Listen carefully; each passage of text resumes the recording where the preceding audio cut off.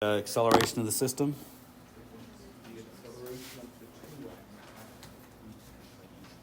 Well, Hansa, let me ask you, is there any difference between saying the acceleration of the system and picking a single object out of this system and asking for its acceleration?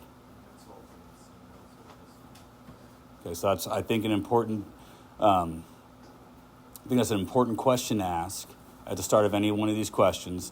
Do parts of the system move the same way? Or if one is moving one way, do the other parts move in some other different way? I mean, there are things to ask. I think we can say that if this drops this direction, this one goes up this direction. And if the one on the right dropped a meter, the one on the left would go up 1 meter. So I think those are linked together. That's not a given. If you look at the practice test I gave you, I gave a situation in which that's not true. Look on the back page, you'll notice that there's a pulley that has 2 different radii. So the motion of one is based on one of the radii, while the motion of the other is based on the other radii. And you need to ask questions about how these things might be linked together. The last thing you need to ask about is by how much would the pulley turn if the masses were to move. And you're trying to ascertain if the displacement of the masses is linked to the displacement of the pulley. Does the string move across the pulley and not slip, is what it amounts to. And can you use this radius for this radius in this relationship? These are the questions you should ask, and you should ask those at the start of the problem. And after that, probably make some decisions upon what are you going to call positive for the whole problem so that you can kind of identify a unified direction. Now, from here, I think they want the acceleration of the system. The fact that they're asking for acceleration should probably clue you into, using net force or net torque. You don't have to. We showed a situation which you could use, conservation of energy last week, but you'd also have to join with it some motion equation to do so. I think net torque was probably the best way to go here. And you'll notice on your practice test, I steer you that way by having you draw a free body diagram. Now, in lieu of that problem, let's talk a little bit about the free body diagram here. There's certainly going to be a downward force of 2 mg on this block. And in trying to keep things as consistent as possible, this side's going to have a downward force of just mg, so I'm trying to draw it so it's about half the length of the arrow. Now, this is the part that you need to be critically aware of, and this is why there's a grid on that practice test. The upwards force on this side, which I'm going to call tension on the right side, has got to be less than 2 mg. And the tension on the left side has to be more than mg. That's the only way the box on the left side accelerates upwards and the box on the right side accelerates downwards. But the part that you might be missing is that I can't have these two things be the same size like we had in the past. I'm going to have the tension on the right be larger than the tension on the left. These two tensions act on the pulley. There's a TR in this direction downwards on the right side of the pulley and a TL in this direction on the left side of the pulley. And although these two have to be equal because they're a Newton's third law pair, and these two have to be equal because they're a Newton's third law pair, they have to be of different sizes on both sides of the pulley so that the pulley experiences a net torque. Since the pulley has mass, the only way it can rotate is if the torques on the pulley are unbalanced. So you have more to factor in now on your free body diagram, and you can understand now why the points on that free body diagram are going to be harder to come by.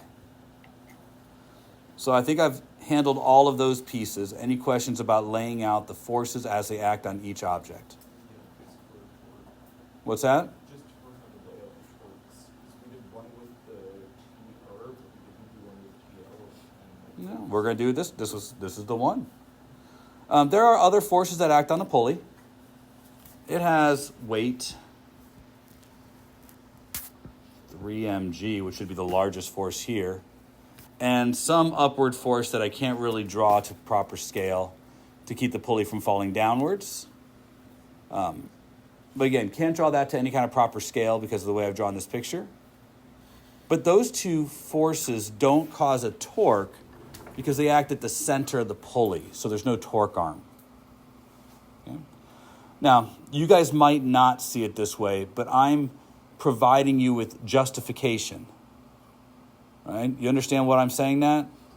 You know, from this checkbox, why does the weight cause a torque? Yes, no, I don't know. What's your reasoning? Well, I'm giving you the justification. You can see me write this question, can't you? So I would want you to understand that the only way a torque can be applied to the pulley is if the force is applied in such a way that there's a torque arm, or in such a way that the angle makes sense. So for this problem, there are 4 forces that act on the pulley, but only actually 2 of them cause a torque. So on your free body diagram, if you don't include all those forces, you're going to be wrong. That's also why in that free body diagram, the pulley is represented more than just a box or a dot. Where the forces apply now becomes important. All right, so this part of the problem we've done before. So left side, net force equals MA. TL is upward, so I make it positive, plus mg, which is downwards, make it negative. So TL minus mg equals ma. On the right side, I have something similar, except that in this case, net force is going to equal 2ma, because the mass on the right side is 2m. And that's going to be 2mg minus t right equals 2ma. Now, first semester, we could just bring those together and the t's would cancel out. They will not cancel out this time because they are not the same value. You need to bring the pulley into this. Its inertia gets factored in by looking at net torque. Net force on the pulley is 0. The pulley stays in place. It doesn't change location. Keep this in mind. That's the only way to find the force on the bracket from the pulley, should you be asked. This is the force on the bracket from the pulley.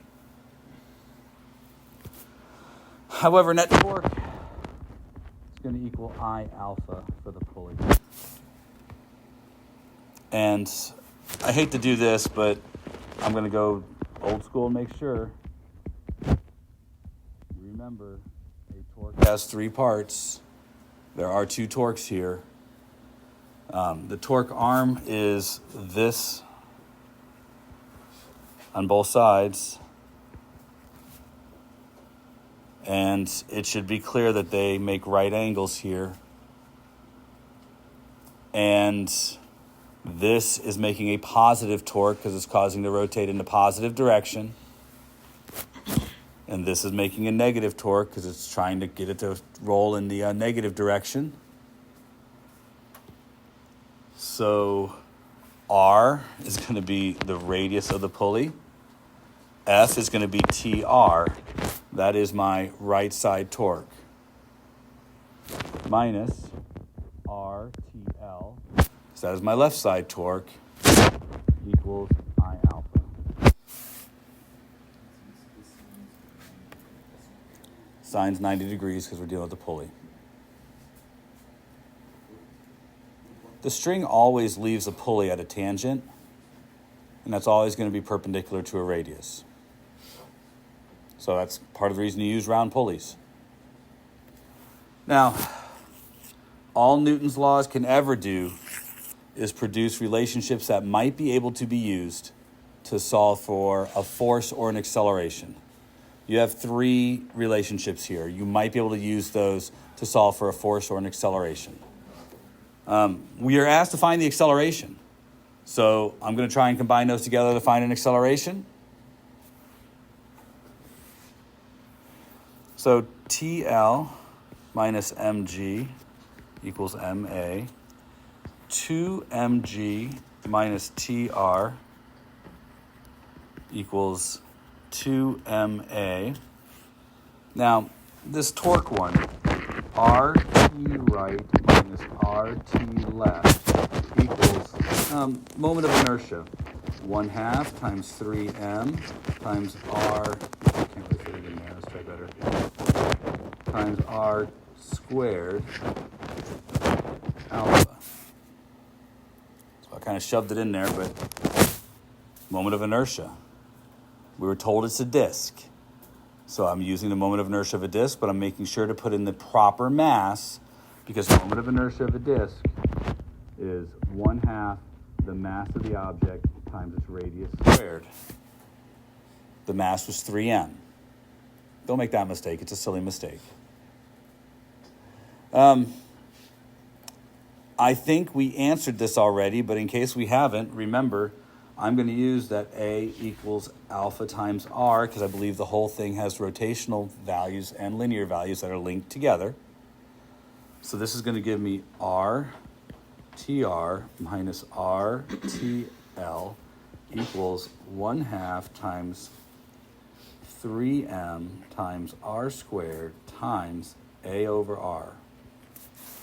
Look, I know a bunch of you aren't following the algebra. You're nodding your head and you're writing all the things down, but you're not following the algebra. This is the level of work I'm going to expect on tomorrow's test. If you're not following this, you're going to have difficulty. You could try plugging in numbers earlier if you're given numbers, but you're probably not going to be given numbers on a qualitative-quantitative translation problem. One of your goals should be to eliminate the radius if possible. These problems allow for that. Usually, if you can put everything in terms of the linear acceleration or the linear velocity, the radius will disappear. And this is no exception. But right now, I know that there's a subset of you guys who can't do the algebra here. You can't see that all the r's cancel out here. You guys need to do better because that's what you're faced with. You can factor out an r, and I'm doing the steps not because I need them, but because you do.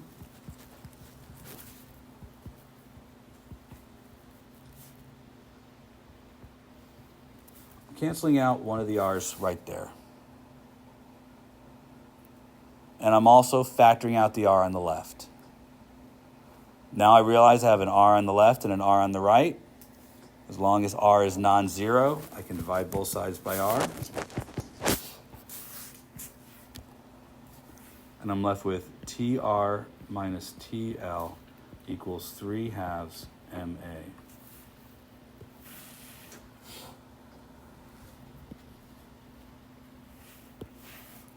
So TR minus TL equals 3/2 MA. Yeah, it's still Newton's laws, still the same kind of stuff, just more complicated pieces. Positive TL, negative TL. Positive TR, negative TR. If I add all these together, all the tensions cancel. That's how I'm going to do this. So middle equal sign in the middle. The left side I'm going to have 2mg minus mg. The right side I'm going to have, let's see, m plus 2m plus 3/2 m all times a. Now you said that this was more complicated because we hung something on both sides. You're exactly right. But it's really not that complicated when you get down to the end here. Here are the two forces. They act in opposition to each other. One's trying to pull it to the left and one's trying to pull it to the right. This is how much inertia the whole system has. The pulley, even though it has mass of 3m, only half of its mass counts as inertia. That's because you're rotating it, not moving the whole thing. We have both masses here counting towards the inertia too because both masses are moving. This is it. This is the problem. So you're actually asked to find the acceleration. So the left side becomes just mg. The right side becomes 9/2 m a. Now the m's are going to cancel, and I can solve for a. So a is going to be 2/9 g. It's a lot of algebra. All of it well within the purview of this class. Now on your test, if you look at the practice test, one of the first things I ask you guys is what happens when you replace the disc with something that has the middle of it cut out and has just kind of spokes on it. You know, it's more like a ring than a disc. How is that going to affect this? Is this going to accelerate faster or slower? And you should be able to rationalize that it's going to accelerate slower. The ring will be harder to turn than the disc if they're the same mass. Now, where that happens to be in this whole problem, well, that's kind of clouded. But I was here, which means I is here, which means the 3/2 m represents the inertia of the pulley. So this part is the part that represents the pulley. That number is going to be bigger if you're dealing with a ring of the same mass as opposed to a disc. And if that number is bigger and it's harder to turn, you'll notice that's going to make the whole thing more difficult to turn. Acceleration goes down. In a quantitative translation problem, you're expected to be able to do the math and explain how the numbers are related. All right? I don't know if there's anything else to this problem. All right. Problem that I'm likely to do symbolically first and then plug the numbers in at the end. That way you can do both problems. Each blade has a length L. That's the way it's defined in the problem, the whole length of the blade. And there are 3 of them, and they're spun about their center. So one blade on its own would have a moment of inertia of 1/12 ml squared. That's the moment of inertia of a bar spun about its center. There are 3 of them, so the total moment of inertia will be the sum of all moments of inertia for each blade. There are 3, so that ends up being 3 times 1/12 ml squared, or 1/4 ml squared. So this is the moment of inertia of the entire blade assembly. We're spinning it from rest, so the work done is the amount of energy required, and that's going to be the change in kinetic energy. So you have 2 different speeds. You need to find the amount of kinetic energy for each. That'll be 1/2 I omega slow squared and 1/2 I omega fast squared. Those are the 2 values. We have an expression for I, and we are told omega, but we are told omega in terms of revolutions per minute. You'll have to convert that to radians per second in order for it to be used here. So anytime you're using omega in a calculation like this, unless it's a motion equation and everything's in the same units, you've got to be in radians per second. So I don't remember what the 2 values are, but is this enough information for you to complete the problem, or do you want me to continue? Of course. But I'll need the numbers now. So what was the mass of each blade? 150 kilograms for each blade. And their length, 15 meters? 16 meters. 16 meters. And the slow speed was 200 RPM. And the fast speed was? 600. All right, so to get the numerical answer, we need to convert 200 RPM and 600 RPM to radians per second. So that's going to be unit multipliers. So I want radians and I have revolutions. So there are 2 pi radians for every 1 revolution. That's a good conversion there. And I have minutes, but I want seconds. So for every 1 minute, there's 60 seconds. So I got to do that for both.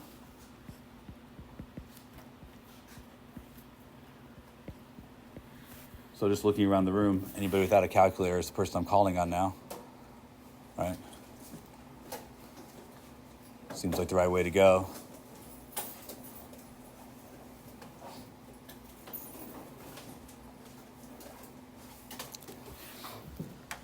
This is going to be around 20. This is going to be around 60.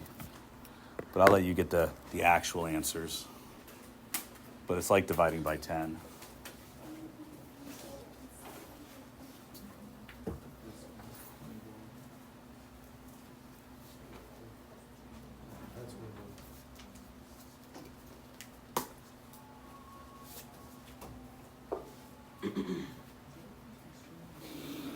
So what are the actual speeds? So we have them for later. 20 what? 21. 21 radians per second and 60 radians per second. All right. We're going to need the moment of inertia.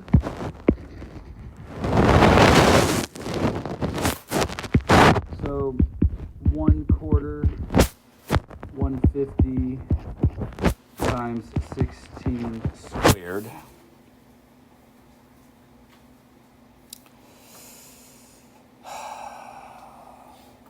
I don't know. That's like 150 times 64. I don't know what it is. But I'll let you guys bang that away. 1,600. And that's kilograms meters squared. That number? Thank you. 9,600. All right. So now that's all we have over here is to just kind of throw all that into one place. So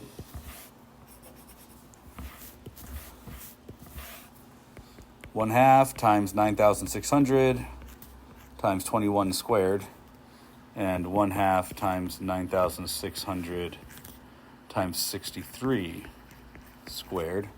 Those are your 2 kinetic energies, the low end and the high end. I don't care what the number is. That's in joules. You get the number on your own. What's the next part of the problem? From the highest spin speed, it takes the blades 5 minutes to come to rest when the engine is switched off. What is the average torque on the blades from friction and air resistance as the blades slow down? This problem involves a motion equation, most likely.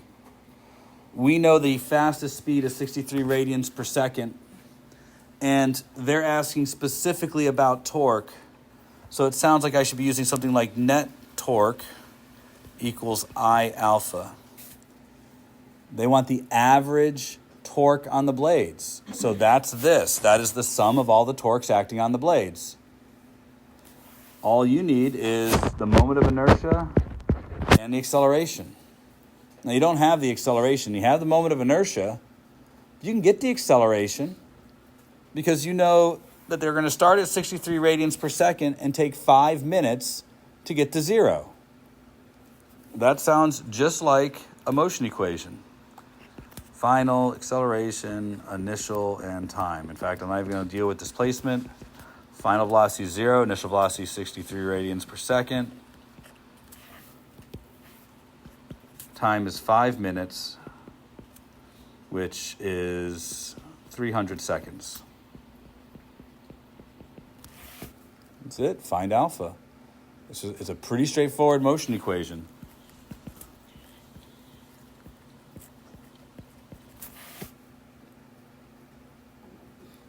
The fact that it's negative shouldn't dissuade you. It's just slowing down. That'll be the net torque, and that will be the average torque on the blades from friction and air resistance to slow it down. And yes, it's negative because it's going against the direction of motion.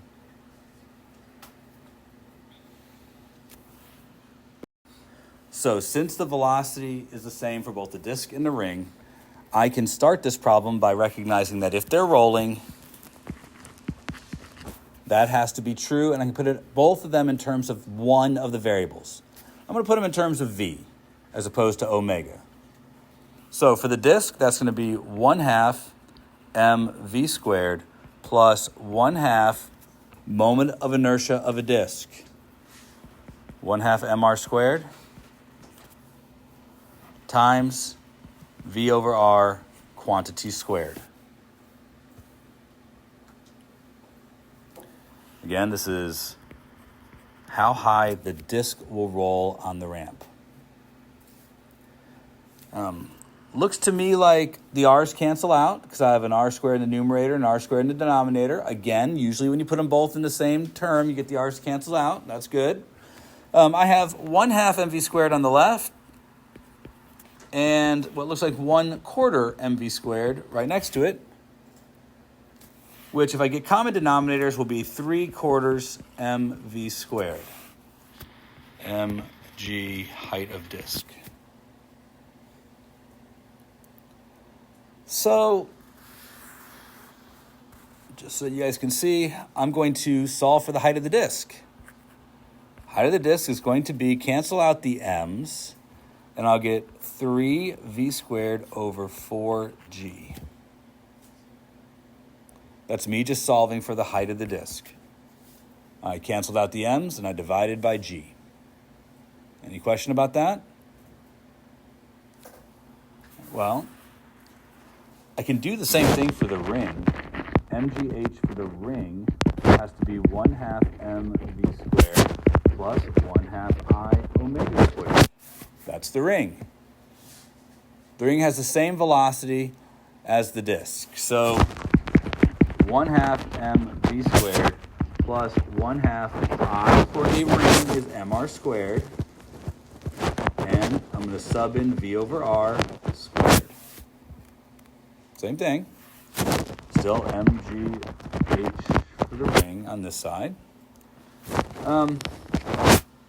The r's cancel. And I get 1/2 mv squared plus 1/2 mv squared, which equals mv squared. And that still equals mg height of the ring. We're solving for the height of the ring. M's cancel. So height of the ring equals what looks to be v squared over g.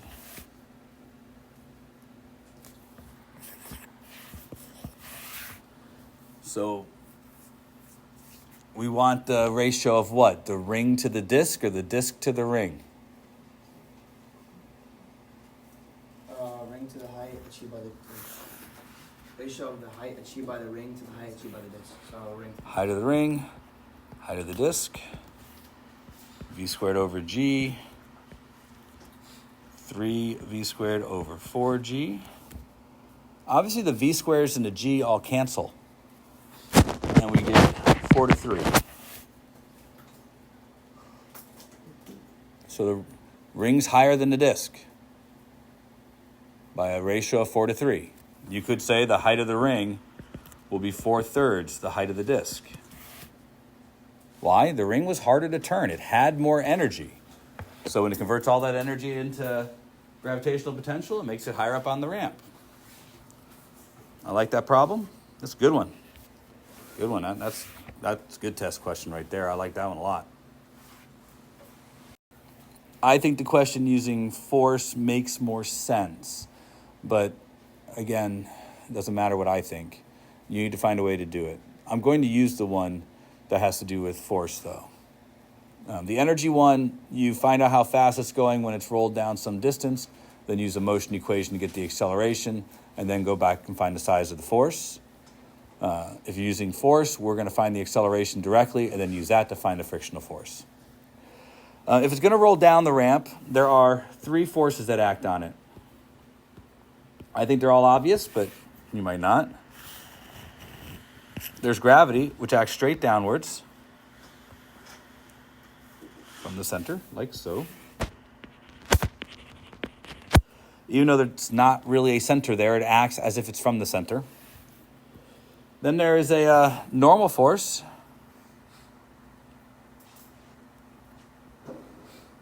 Normal force has to be perpendicular to the ramp, and it will go right through the center.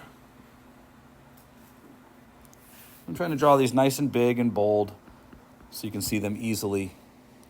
But now you have to figure out what direction the frictional force is. And be careful here. It started from rest and is rolling down the ramp. So this frictional force is causing the ring to spin this way. So in my estimation, it makes the most sense to realize that friction is probably that way.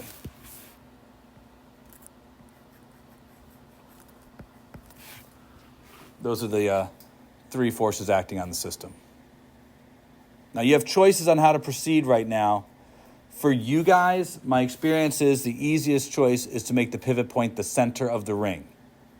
But the true pivot point is actually right here, at the point where the ring touches the ramp. That's the true pivot. And that's where you should do the problem. But most students kind of perceive that it's being rotated about its center.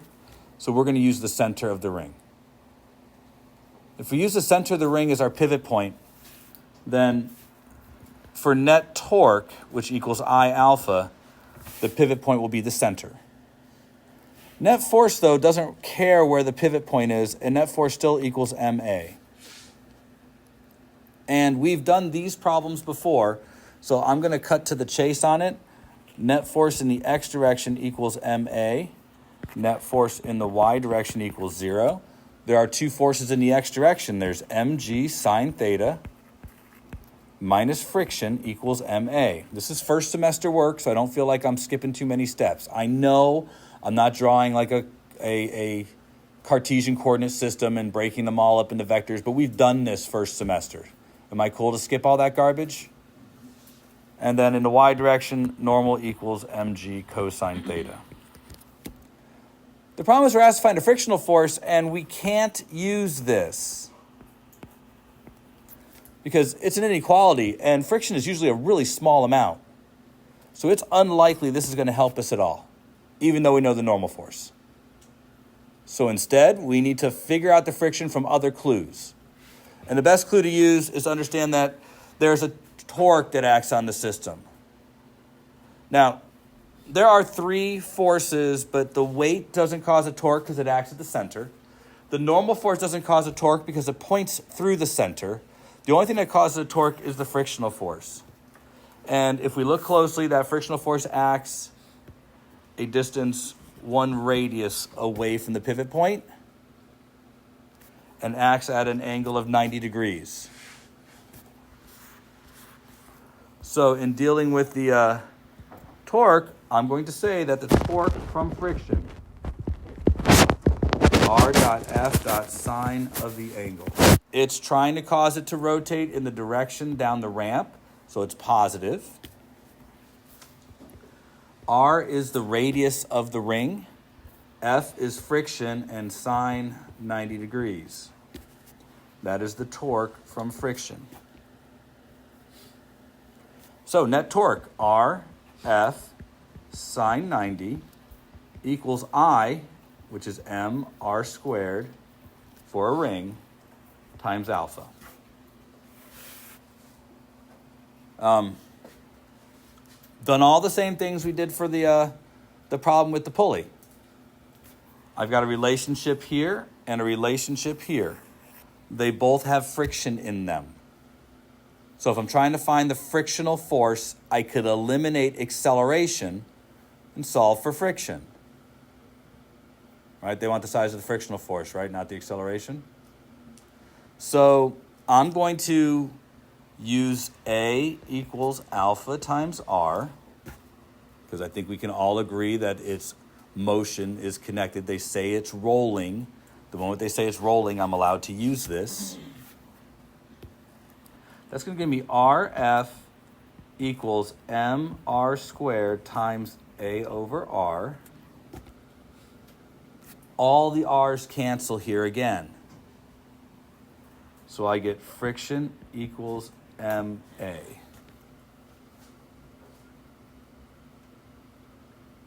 We all good? Friction equals MA, so I think I can just substitute that in for MA right there. Do you see that okay? So mg sine theta minus friction equals friction.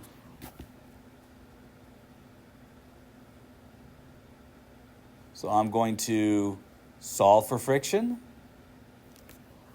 I'll get mg sine theta equals 2 times the friction.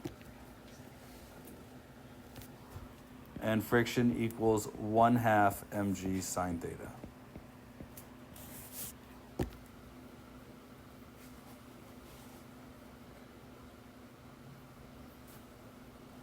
Now, you're supposed to compare that to a disk.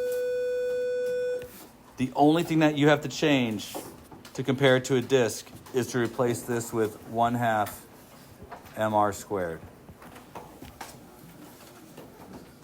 That's all you have to do. All right. A helicopter blade is made from a single bar of fiberglass 16 meters long and 150 kilograms.